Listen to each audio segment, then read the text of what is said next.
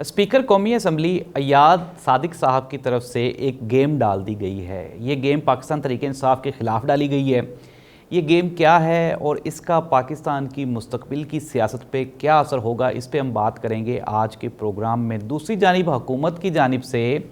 जो practice and procedure bill था उसको सदर के साइन के साथ आज से इम्प्लीमेंट कर दिया गया है। ये जो प्रैक्टिस एंड प्रोसीजर बिल है इसके तहत हुकूमत को क्या नुकसान होगा, यानी कि हुकूमत ने आज अपने ही पाँव काट के इमरान खान को तोहफे में दे दिए हैं। अब इमरान खान इनके साथ क्या करने वाला है, इस पे हम बात करने जा रहे हैं आज के प्रोग्राम में। काजी फ़ायद ईसा साहब, जिस तरह वो कहते हैं ना कि आग बुझ रही हो तो एक मरतबा ज़ोर से चिंगारी डालती है, तो काजी फ़ायद ईसा साहब जाते जाते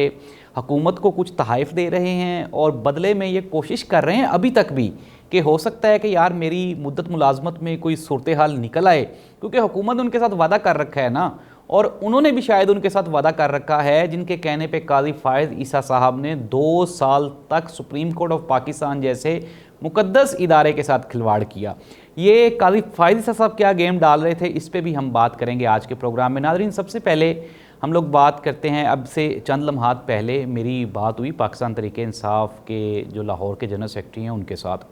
उन्होंने ये कहा कि अगर हमें ये कल जलसा नहीं करने देंगे तो हमने एक प्लान बी बना रखा है, और वो प्लान बी ये है कि जहाँ जहाँ हमारे MNAs होंगे हम लाहौर के मुख्तलिफ़ हलकों में अपना अपना जलसा करेंगे और वहीं पे हम लोग धरना देंगे। उन्होंने मुझे ये भी बताया कि पुलिस इस चक्कर में है कि हमारे मैक्सिमम लोगों को गिरफ़्तार कर लिया जाए, लेकिन इसके बावजूद हमने ये ठान ली है कि कल का जलसा हर हाल में होगा, एट एनी कॉस्ट होगा। और मेरे एक सवाल के जवाब में मैंने पूछा जी KP से लोग आएंगे या नहीं आएंगे, उन्होंने कहा जी वो तो चल पड़े हैं, निकल पड़े हैं, और कल आपको लाहौर में बहुत बड़ा एक सरप्राइज़ मिलने वाला है। ये है लाहौर की ताज़ा तरीन सूरत हाल। अब हम आ जाते हैं हमारी जो आला सतही सियासत है उसकी जानिब। अयाद सादिक साहब ने जो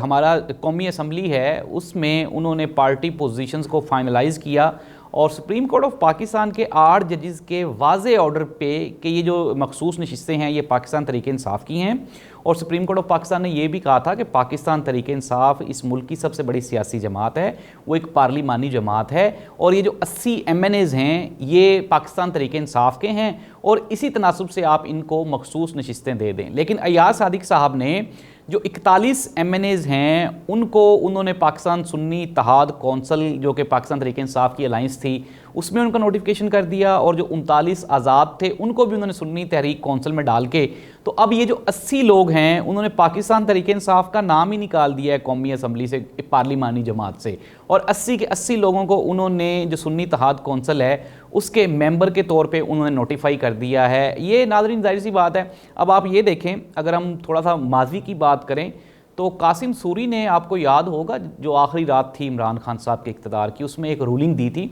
और उस रूलिंग के ख़िलाफ़ ये जो हमारी मौजूदा हुकूमत यानी कि PDM 1 या 2 है ये चली गई थी सुप्रीम कोर्ट ऑफ पाकिस्तान में, और सुप्रीम कोर्ट ऑफ पाकिस्तान ने वो जो स्पीकर नेशनल असम्बली की रूलिंग थी उसको उन्होंने उड़ा के रख दिया था, और उन्होंने कहा था कि आप ना वोटिंग करवाएं। अब सुप्रीम कोर्ट ऑफ पाकिस्तान और पाकिस्तान की पार्लिमान, ये 2 सुप्रीम इदारे हैं। अब अगर सुप्रीम कोर्ट ऑफ पाकिस्तान ने एक फ़ैसला दिया है तो जाहिर सी बात है वो फैक्ट्स एंड फिगर्स की बुनियाद पे दिया है, कानून और आइन के मुताबिक दिया है। लेकिन अब आप क्या करें कि जो फ़ैसला आपके ख़िलाफ़ आए आप पार्लियामेंट के फोरम पे जाएं और उसके ख़िलाफ़ आप कानून साजी कर लें। ये तो बिल्कुल ही एक नाजायज़ और बदमाशी वाली बात हुई ना, कि आपने कहा जी कि हमें ये आपका फ़ैसला एक्सेप्टेबल नहीं है तो हम सदारती ऑर्डिनेंस के तहत इसके ख़िलाफ़ कोई भी आइन साजी कर लेते हैं। नाज़रीन, मैं आपको थोड़ा सा ये टेक्निकली बता दूँ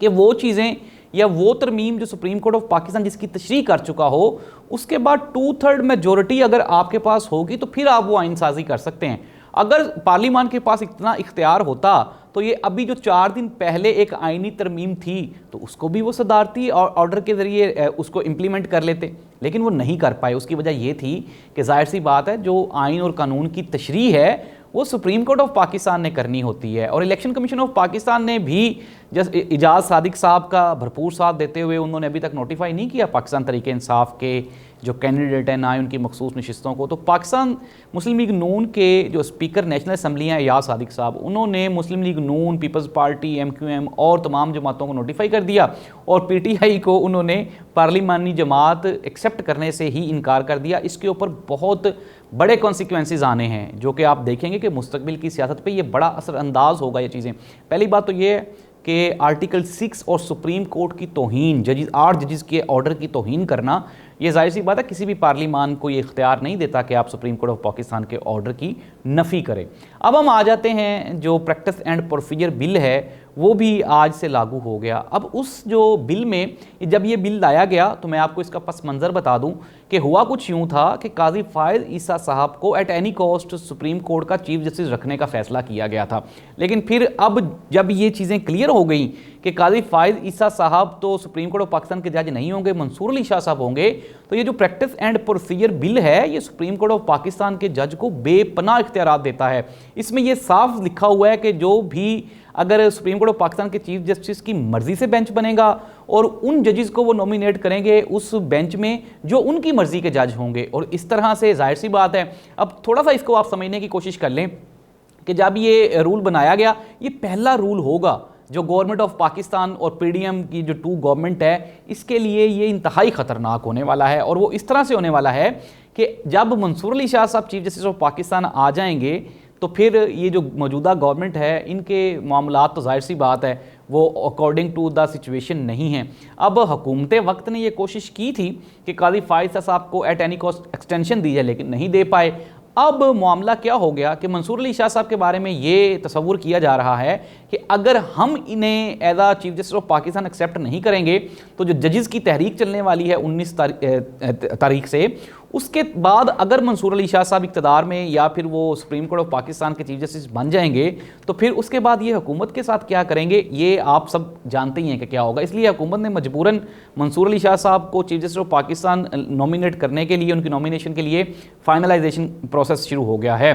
तो काजी फायद साहब ने कल अपने रिमार्क्स में एक तो फॉर्म 45 और 47 का कहा कि जब संदूकड़ियाँ खुल जाएँ यानी बॉक्सेस खुल जाएं तो फिर उसके बाद फॉर्म 45 या 47 की वक़्त नहीं रहती। इसके अलावा 2 MNAs का जो रिव्यू का एक पिटीशन थी जिसमें रिकाउंटिंग की दरख्वास्त दी गई थी मुस्लिम लीग नून की जानिब से, लेकिन जो ट्रिब्यूनल बना उसने इस रिकाउंटिंग को उड़ा के रख दिया था। काजी फायद साहब ने उसको दोबारा फिर एक्सेप्ट कर लिया है और काजी साहब ये चाहते हैं जाते जाते भी कि कहीं ना कहीं से कोई ना कोई तिनका, कोई ना कोई पानी की बूंद ऐसी हो जो मरे हुए काजी के मुंह में डाली जाए और काजी को दोबारा फिर आबे हयात मिल जाए।